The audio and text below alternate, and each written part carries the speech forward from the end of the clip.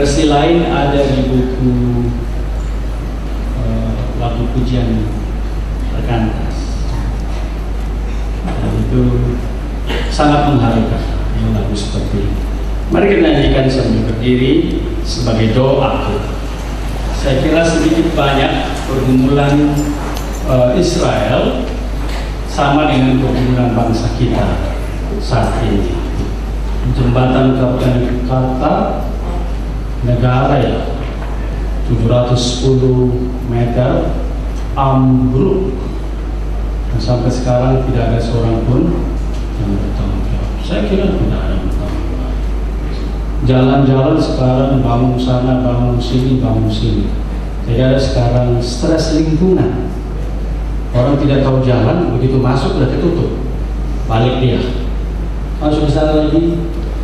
Saya bilang sama istri saya, rupanya kita dapat uang banyak ya. Sehingga semua jalan, termasuk RT lorong pun konstruksi besi beton. Tapi cilakanya lagi adalah jalannya pas-pasan, dan tadinya lebar jadi pas-pasan sehingga tinggi 30 cm lebih tinggi, mobil nggak berani. Waktu saya lihat mobil istri saya kebalik dari depan ke belakang, mobil kantor, saya bilang kenapa itu? Nah, itulah di jalan itu. Iya, saya lewatin tadi pagi. Memang kita semua membutuhkan kesabaran yang prima dari Republik ini. Kalau tidak kita ikut arus. Kalau melawan arus bisa kelindas.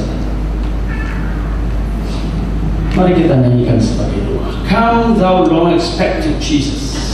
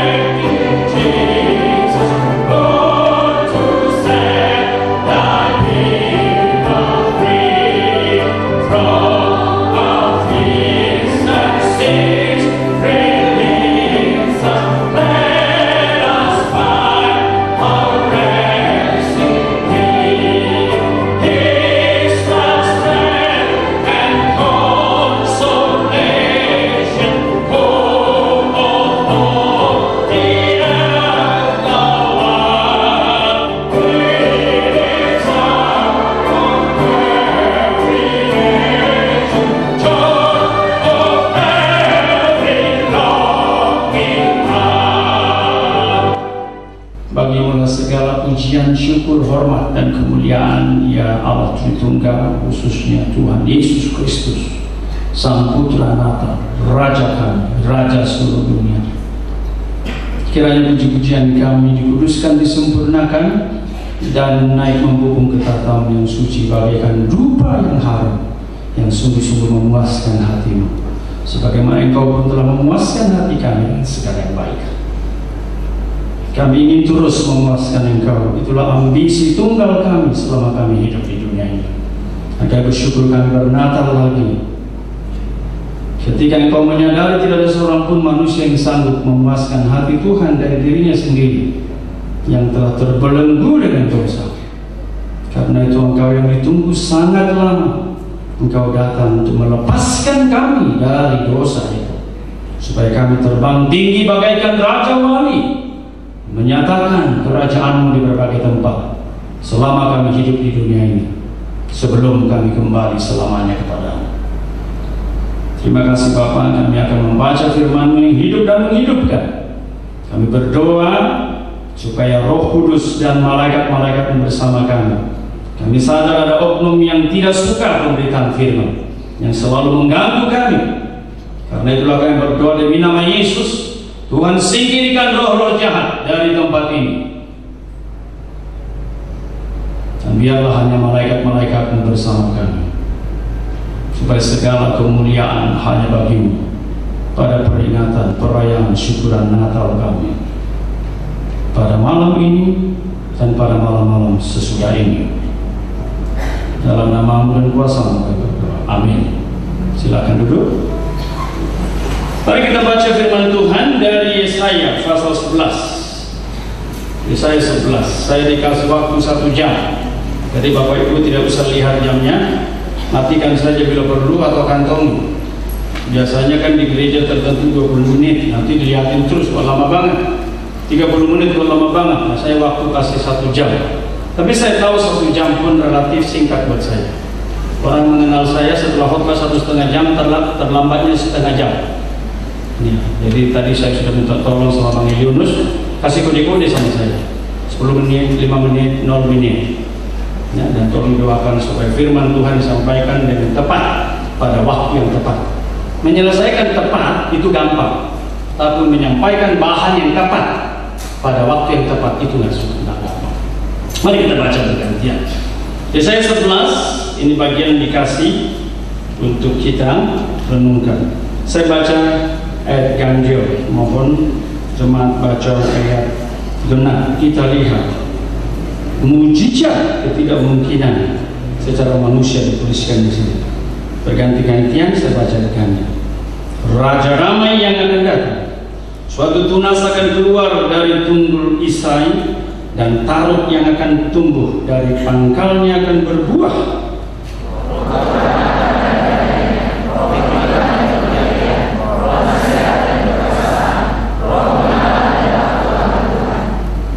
Ya, kesenangannya ialah takut akan Tuhan. Ia tidak akan menghakimi dengan sekilas pandang saja, atau menjatuhkan keputusan menurut kata orang.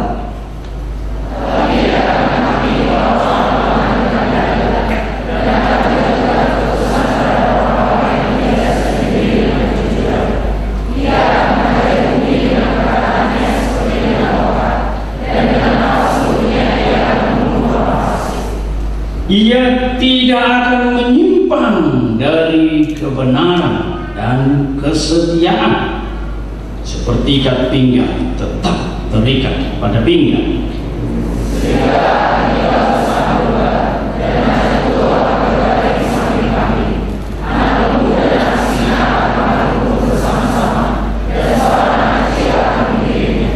Lembu dan beruang akan bersama-sama makan rumput, dan anaknya akan sama-sama berbaring, sedang singa akan makan jerami seperti lembu.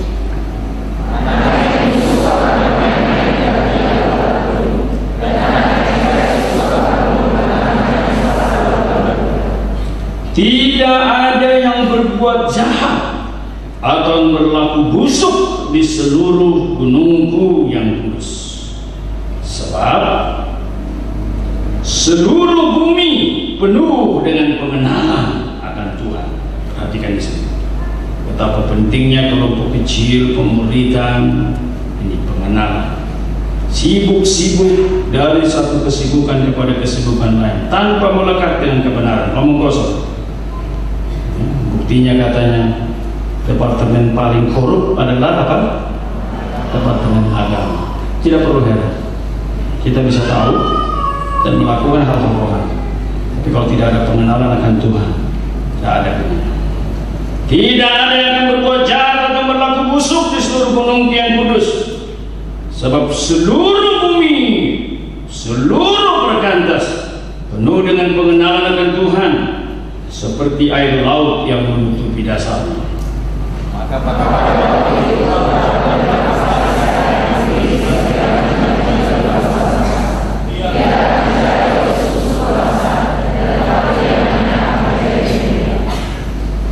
berapa banyak di antara rekan-rekan saudaraku terkasih yang tahu kisah raja? Salah satu raja yang saya ingat ketika ingat tema ini, sambut rajamu dan nyatakan kerajaannya adalah raja yang agung, disebut agung, yaitu Raja Alexander yang agung, the Great Alexander, dalam bahasa Inggris disebut begitu. Begitu agungnya dia, menurut catatan sejarah, tidak ada satu wilayah yang tidak ditaklukkan. Seluruh dunia sudah ditaklukkannya waktu itu. Tetapi menjelang meninggal katanya, dia berpesan, nanti kalau saya meninggal tidak usah mewah-mewah, sederhana saja. Kalau yang bicara raja, mereka dengar. Peti mayatnya juga sederhana. Jadi orang sebelum mati udah berpesan peti mayat. Nggak usah mahal-mahal. Yang penting katanya bikin 2 lubang. Orang mulai bingung. Oh, mungkin supaya ada ventilasi, kita kepanasan juga. Tapi udah mati, apa hubungan? Ini. Tapi bicara raja, dengar. Dan setelah mati taruhlah saya di dalam peti itu. Keluarkanlah tangan kanan saya dari lubang sebelah kanan, dan keluarkanlah tangan kiri saya dari lubang sebelah kiri. Nah, orang makin pusing. Apaan mati seperti ini? Tapi yang bicara sekali lagi raja. Mereka dengar dan ingat, telapak tangan tidak boleh ke bawah, harus ke atas. Dan kalimat ini sangat penting buat saya, karena saya ingin memberitahukan kepada semua orang, bahkan seluruh dunia yang mengenal kuasa saya menaklukkan semua, bahwa Alexander yang agung, yang kaya, yang sangat berkuasa, dia datang dengan tangan hampa. Dia juga akan pergi dengan tangan hampa. Sambut rajamu. Raja seperti apa yang kita mau sambut? Bukan Raja Alexander yang agung, yang mati, yang memberi pesan hampa itu. Teks yang kita baca barusan itu bicara soal raja. Raja seperti apa? Dan mengapa harus ada raja seperti ini? Kalau kita lihat konteksnya bagian ini, Israel yang disebut umat Allah, Israel yang disebut harus bersembah, beribadah kepada Yahweh saja, ternyata sudah tidak setia, berontak, hidup semau gue.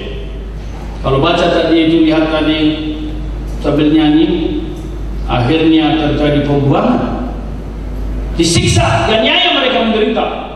Tapi ini sebelum terjadi pembuangan, jauh sebelum pembuangan.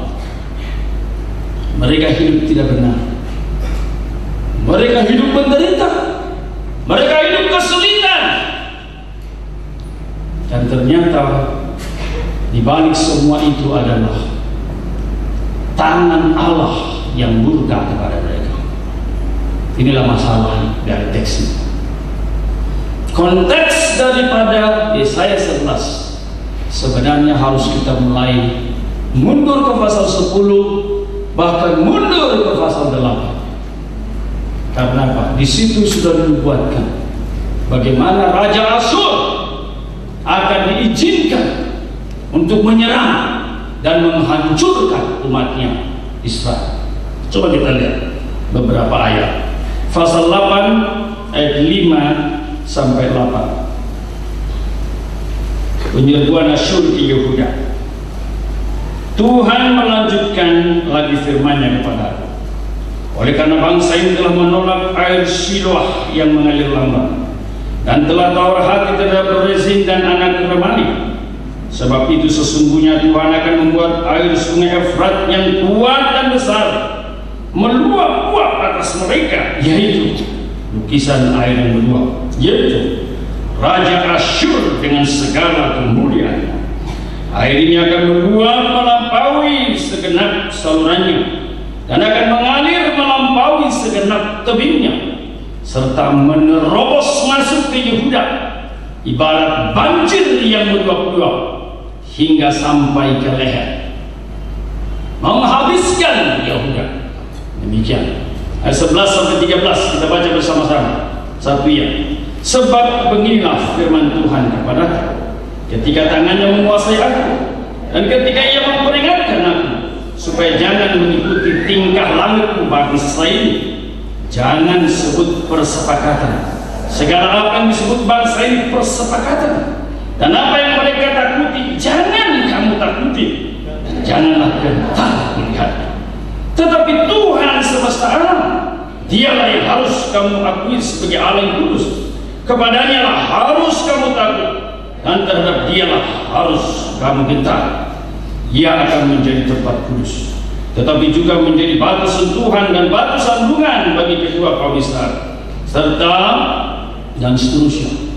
Kita lompat lagi, baca 19:20. 1 ya.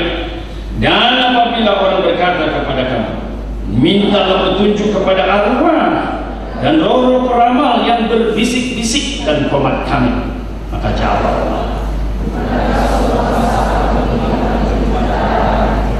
atau haruskah mereka meminta petunjuk kepada orang mati bagi orang hidup?